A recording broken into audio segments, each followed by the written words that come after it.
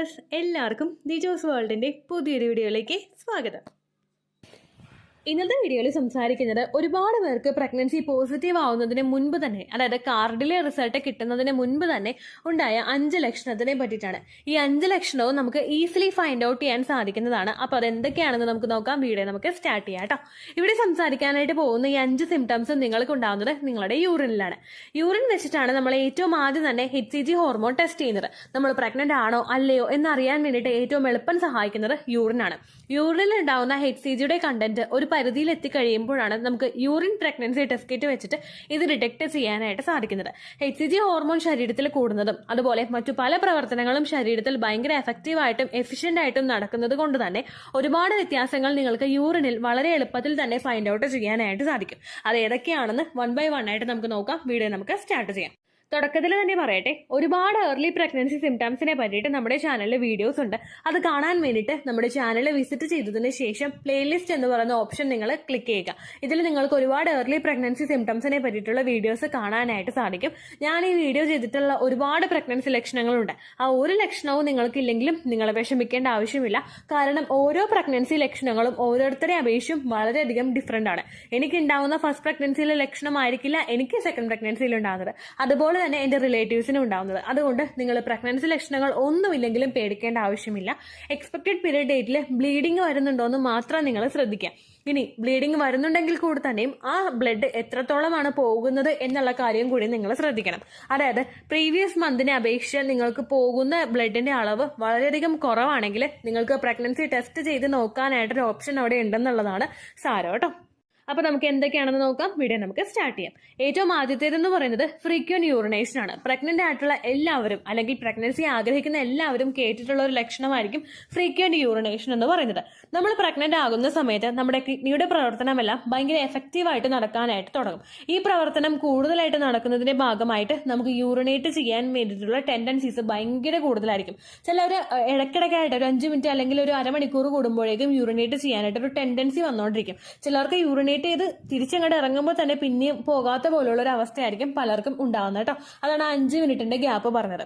ഈ വ്യത്യാസം നമുക്ക് ഉണ്ടാകുന്നത് നമ്മുടെ കിഡ്നിയുടെ പ്രവർത്തനം കൂടുന്നതനുസരിച്ചിട്ടും അതുപോലെ നമുക്ക് ഒരുപാട് ദാഹം ഉണ്ടാകുമ്പോഴേക്കും കൂടുതൽ വെള്ളം കുടിക്കാനായിട്ട് തുടങ്ങും. പ്രഗ്നന്റ് ആയിട്ടുള്ള പല സ്ത്രീകൾക്കും ഉണ്ടാകുന്ന ഒരു ബുദ്ധിമുട്ടാണ് തേഴ്സ്റ്റി അല്ലെങ്കിൽ ദാഹം കൂടുതലായിട്ട് ഉണ്ടാവുക എന്ന് പറയുന്നത്. ഓൾറെഡി നമ്മുടെ ഇപ്പോഴത്തെ കാലാവസ്ഥ എന്ന് പറയുന്നത് ഭയങ്കര ചൂടുള്ളതാണ്. അതുകൊണ്ട് നമുക്ക് ചെറുതായിട്ടൊന്ന് നടന്നാൽ തന്നെ ധാരാളം വെള്ളം കുടിക്കാനായിട്ട് തോന്നും. അങ്ങനെ വെള്ളം കുടിക്കുന്നതും കിഡ്നിയുടെ പ്രവർത്തനം കൂടുന്നതും ഒക്കെ നിങ്ങൾക്ക് ഈ ഒരു ഫ്രീക്വന്റ് യൂറിനേഷൻ ഉണ്ടാവാനായിട്ടുള്ള പ്രധാനപ്പെട്ട ഒരു റീസൺ ആണ് കേട്ടോ. നമ്മൾ കുടിക്കുന്ന വെള്ളത്തിന്റെ ഒരു പോർഷൻ പോകുന്നത് നമ്മുടെ ഗർഭസ്ഥ ശിശുവിന്റെ വളർച്ചയ്ക്ക് വേണ്ടിയിട്ടാണ്. അതുകൊണ്ട് തന്നെ നിങ്ങൾ ഈ ഫ്രീക്വന്റ് യൂറിനേഷൻ ഉണ്ടെങ്കിൽ കൂടി തന്നെയും മാക്സിമം വെള്ളം കുടിക്കാനായിട്ട് ശ്രദ്ധിക്കുക. കുടിക്കുന്ന വെള്ളത്തിന്റെ അളവ് കുറയുകയാണെങ്കിൽ അതുമൂലം നിങ്ങൾക്ക് ഡീഹൈഡ്രേഷൻ ഉണ്ടാവാനും യൂറിനിൽ മറ്റുള്ള പ്രശ്നങ്ങൾ ഉണ്ടാവാനായിട്ടും ഒക്കെയുള്ള ചാൻസസ് വളരെയധികം കൂടുതലാണ് കേട്ടോ. അപ്പോൾ ഏറ്റവും ആദ്യത്തെ റീസൺ എന്ന് പറയുന്നത് ഇതാണ്. രണ്ടാമത്തെ റീസൺ എന്ന് പറയുന്നത് യൂറിനിൽ ക്ലൗഡ്സ് കൂടുതലായിട്ട് ഉണ്ടാവുക. അതായത് ഒരു പുക പോലെ അല്ലെങ്കിൽ ഒന്ന് കലങ്ങിയ രീതിക്ക് യൂറിൻ പോവുക. അതാണ് കേട്ടോ ഉദ്ദേശിച്ചത്. നമ്മൾ എപ്പോഴും യൂറിനേറ്റ് ചെയ്യുന്ന സമയത്ത് നമ്മുടെ യൂറിൻ ഭയങ്കര ക്ലിയർ ആയിരിക്കും. അതായത് നമ്മൾ ക്ലോസറ്റിൽ കാണുന്ന സമയത്ത് വെള്ളവും ക്ലോസറ്റിലെ വെള്ളവും അതുപോലെ യൂറിനും തമ്മിൽ ഏകദേശം ഡൈലൂട്ട് ആയിട്ടിരിക്കുന്നത് പോലെ നമുക്ക് തോന്നും. പക്ഷേ പ്രഗ്നൻസി പോസിറ്റീവ് ആയി കഴിഞ്ഞാൽ പലർക്കും പല തവണയും അവരുടെ യൂറിനിൽ കലങ്ങിയതുപോലെ അനുഭവപ്പെടാനായിട്ട് ചാൻസ് ഉണ്ട് കേട്ടോ. ആ യൂറിനിൽ സംഭവിക്കുന്ന പ്രോട്ടീൻസിന്റെ വ്യത്യാസവും അതുപോലെ നമ്മുടെ ഹോർമോൺസിൽ പലതിലും ഉണ്ടാകുന്ന ഫ്ലക്ച്വേഷനുമാണ് നിങ്ങൾക്കിങ്ങനെ യൂറിനൽ ക്ലൗഡ്സ് ഉണ്ടാവാനായിട്ടുള്ള പ്രധാനപ്പെട്ട കാരണം. ഈ ലക്ഷണം ഉണ്ടെങ്കിലും ഇല്ലെങ്കിലും നിങ്ങൾ ശരീരം നല്ലതുപോലെ ശ്രദ്ധിക്കാനായിട്ട് ഓർക്കുക കേട്ടോ. ഈ ലക്ഷണം കൂടുതലായിട്ട് കണ്ടിട്ട് പ്രഗ്നൻസി ടെസ്റ്റ് ചെയ്ത് നോക്കുമ്പോൾ നിങ്ങൾക്ക് നെഗറ്റീവാണ് കിട്ടുന്നതെങ്കിൽ നിങ്ങൾ ഡോക്ടറെ കാണുക. യൂറിനിൽ ഇത്തരത്തിലുള്ളൊരു വ്യത്യാസം ഉണ്ടെന്നുള്ള കാര്യം നിങ്ങൾ ഡോക്ടറോട് പറയാം കേട്ടോ. അടുത്തതെന്ന് പറയുന്നത് യൂറിന്റെ കളറിലുണ്ടാകുന്ന വ്യത്യാസമാണ്. പലപ്പോഴും നമ്മൾ വെള്ളം ധാരാളം കുടിക്കുന്ന സമയത്ത് നമ്മുടെ യൂറിൻ എന്ന് പറയുന്നത് ഭയങ്കര നമുക്ക് കളർ കണ്ടുപിടിക്കാൻ പറ്റാത്ത രീതിക്കുള്ളതായിരിക്കും. യെല്ലോ ആണോ എന്ന് ചോദിച്ചു കഴിഞ്ഞാൽ യെല്ലോ അല്ല, എന്നാൽ വേറൊരു കളർ നമുക്ക് ഐഡന്റിഫൈ ചെയ്യാനായിട്ടും പറ്റില്ല. ആ രീതിക്കായിരിക്കും നമുക്ക് യൂറിൻ പോകുന്നത്. പക്ഷേ വെള്ളം കുടിയുടെ അളവ് കുറഞ്ഞു കഴിഞ്ഞാൽ നമ്മുടെ യൂറിന് ഭയങ്കര യെല്ലോ കളറായിട്ട് പോകാനായിട്ടും ചാൻസ് ഉണ്ട്. ഇവിടെ നമ്മൾ പ്രഗ്നൻസി പോസിറ്റീവ് ആവുന്ന സമയത്ത് നമ്മുടെ യൂറിന്റെ കളറിൽ വ്യത്യാസം ഉണ്ടാവാനായിട്ട് ചാൻസ് ഉണ്ട്. ഒന്നുകിൽ പെയിൽ യെല്ലോ അല്ലെങ്കിൽ ബ്രൈറ്റ് ആയിട്ടുള്ള യെല്ലോ കളറിലോട്ട് യൂറിൻ മാറാറുണ്ട്. നമുക്ക് പ്രഗ്നന്റ് ആകുന്ന സമയത്ത് തന്നെ നമ്മൾ വേണ്ടത്ര വെള്ളം ശരീരത്തിലോട്ട് എത്തിച്ചു കൊടുക്കുന്നില്ലെങ്കിൽ ഇത് നിങ്ങളുടെ ഡീഹൈഡ്രേഷൻ ഉണ്ടാവാനായിട്ട് ചാൻസ് ഉണ്ട്. അതിന്റെ ഭാഗമായിട്ടും നിങ്ങൾക്ക് ഇത്തരത്തിൽ കളർ ചേഞ്ചസ് യൂറിനിൽ ഉണ്ടാവാനായിട്ട് സാധ്യതയുണ്ട് കേട്ടോ. അടുത്ത ബുദ്ധിമുട്ടെന്ന് പറയുന്നത് യൂറിനറി ട്രാക്ട് ഇൻഫെക്ഷൻ. UTI എന്ന് പറയുന്നത് എല്ലാ സ്ത്രീകൾക്കും വളരെയധികം കോമൺ ആയിട്ട് ഉണ്ടാകുന്ന ഒരു രോഗാവസ്ഥയാണ്. നമ്മളിൽ യൂറിനിൽ എന്തെങ്കിലും ഇൻഫെക്ഷൻസ് ഉണ്ടാകുമ്പോഴാണ് നമുക്കിവിടെ യൂറിനറി ട്രാക്ട് ഇൻഫെക്ഷൻ എന്ന് പറയുന്നൊരു ബുദ്ധിമുട്ട് ഉണ്ടാകുന്നത്. ഈ യൂറിനേഷൻ അല്ലെങ്കിൽ മൂത്രത്തിൽ പഴുപ്പ് നമുക്ക് ഉണ്ടാകുന്ന സമയത്ത് യൂറിന്റെ കളറിൽ വ്യത്യാസം ഉണ്ടാകും. മൂത്രം ഒഴിക്കുന്ന സമയത്ത് നമുക്ക് പുകച്ചിലുണ്ടാകും, നമുക്ക് അടിവയറ് വേദന ഉണ്ടാകും. ഇങ്ങനെ പല ലക്ഷണങ്ങളും ഉണ്ടാവാനായിട്ട് ചാൻസ് ഉണ്ട് കേട്ടോ. പ്രഗ്നന്റ് ആകുന്ന സ്ത്രീകൾക്കും പ്രഗ്നന്റ് അല്ലാത്ത സ്ത്രീകൾക്കും ഈ ഒരു ലക്ഷണം കണ്ടുവരുന്നുണ്ട്. ഇനി പ്രഗ്നൻസിയിൽ നമുക്ക് എന്തുകൊണ്ടാണ് യൂറിനറി ഇൻഫെക്ഷൻ ഉണ്ടാകുന്നതെന്ന് ചോദിച്ചു കഴിഞ്ഞാൽ നമ്മളിൽ ഉണ്ടാകുന്ന ഹോർമോൺ ചേഞ്ചസ്, അതുപോലെ നമ്മളുടെ ഇമ്മ്യൂണിറ്റി പവറിൽ ഉണ്ടാകുന്ന വ്യത്യാസം, നമ്മളിൽ ഉണ്ടാകുന്ന ഡീഹൈഡ്രേഷൻ, ഇങ്ങനെ പല കാര്യങ്ങളും കൊണ്ടുമാണ് നമുക്ക് യൂറിനറി ഇൻഫെക്ഷൻ കൂടുതലായിട്ടും പ്രഗ്നൻസി സമയത്ത് ഉണ്ടാകുന്നത്. നിങ്ങൾ ഓൾറെഡി യൂറിനറി ഇൻഫെക്ഷൻ ഉള്ള ആളാണെങ്കിലും നിങ്ങൾ പീരിയഡ്സിന്റെ എക്സ്പെക്ടഡ് ഡേറ്റിൽ ബ്ലീഡിംഗ് വരുന്നില്ലെങ്കിൽ കാർഡ് ടെസ്റ്റ് ചെയ്ത് നോക്കണം കേട്ടോ. അതുപോലെ തന്നെ യൂറിനറി ഇൻഫെക്ഷൻ നിങ്ങൾക്ക് വന്നിട്ട് ഡേറ്റ് ആകുന്നതിന് മുൻപ് തന്നെ നിങ്ങൾ ഡോക്ടറെ പോയി കാണുകയാണെങ്കിൽ നിങ്ങൾ ഡോക്ടറോട് ഒന്ന് സൂചിപ്പിക്കുക, ഞാൻ ഓവുലേഷൻ ടൈമിൽ ട്രൈ ചെയ്തിട്ടുണ്ട്, വെയിറ്റ് ചെയ്തുകൊണ്ടിരിക്കുകയാണെന്നുള്ള കാര്യം നിങ്ങൾ ഡോക്ടറോട് പറയാം കേട്ടോ. കാരണം യൂറിനറി ഇൻഫെക്ഷൻ ഉണ്ടാവുന്ന പല ആളുകൾക്കും ആന്റിബയോട്ടിക്സ് കൊടുക്കാറുണ്ട്. അത് നിങ്ങളുടെ ശരീരത്തിന്, ഇപ്പോൾ നിങ്ങൾ അമ്മയാണെങ്കിൽ നിങ്ങളുടെ ശരീരത്തിന് കൂടുതൽ അനുയോജ്യമായിട്ടുള്ള ആന്റിബയോട്ടിക്സ് ആയിരിക്കണം നമുക്ക് കിട്ടേണ്ടത്. അതുകൊണ്ട് തന്നെ ആ ആന്റിബയോട്ടിക് എടുക്കുന്ന സമയത്ത് നിങ്ങൾ ഡോക്ടറോട് പറയാനായിട്ട് ശ്രദ്ധിക്കാം. ധാരാളം വെള്ളം കുടിക്കാനായിട്ട് നിങ്ങൾ ശ്രദ്ധിക്കണം കേട്ടോ. അടുത്തതെന്ന് പറയുന്നത് യൂറിന്റെ സ്മെല്ലിൽ വരുന്ന വ്യത്യാസമാണ്. നമ്മൾ യൂറിനേറ്റ് ചെയ്യുന്ന സമയത്ത് ഇതുപോലെ തന്നെ ഡീഹൈഡ്രേഷൻ ഒന്നും ശരീരത്തിലില്ല, നമ്മൾ ധാരാളം വെള്ളം കുടിക്കുന്നുണ്ടെങ്കിൽ യൂറിനിൽ അങ്ങനെ സ്മെല്ലൊന്നും ഉണ്ടാവാറില്ല. പക്ഷെ നമ്മൾ നല്ലതുപോലെ വെള്ളം കുടിക്കുന്നുണ്ടായിട്ട് കൂടി യൂറിന്റെ സ്മെല്ലിൽ വ്യത്യാസം വരുന്നുണ്ടെങ്കിൽ അത് നിങ്ങളൊന്ന് മുഖവിലേക്ക് എടുക്കണം. കാരണം പ്രഗ്നന്റ് ആയിട്ടുള്ള പലർക്കും ഈ ഒരു ലക്ഷണം കാണാറുണ്ട്. അങ്ങനെ ഒരു ലക്ഷണം കണ്ടിട്ട് നിങ്ങളൊരു 5 ദിവസമൊക്കെ കഴിഞ്ഞിട്ട് പ്രഗ്നൻസി ടെസ്റ്റ് ചെയ്ത് നോക്കാനായിട്ട് നിങ്ങൾ ശ്രദ്ധിക്കുക. ഏർലി സ്റ്റേജിൽ പ്രഗ്നൻസി ടെസ്റ്റ് ചെയ്യുന്ന സമയത്ത് എപ്പോഴും ശ്രദ്ധിക്കുക, എപ്പോഴാണോ നിങ്ങൾക്ക് പീരിയഡ്സ് വരുന്നത് ആ എക്സ്പെക്ടഡ് ഡേറ്റ് മിസ്സായിട്ട് 5 ദിവസമെങ്കിലും കഴിഞ്ഞിട്ട് വേണം രാവിലെ ആദ്യത്തെ യൂറിൻ എടുത്തിട്ട് നിങ്ങൾ പ്രഗ്നൻസി നോക്കാൻ കേട്ടോ.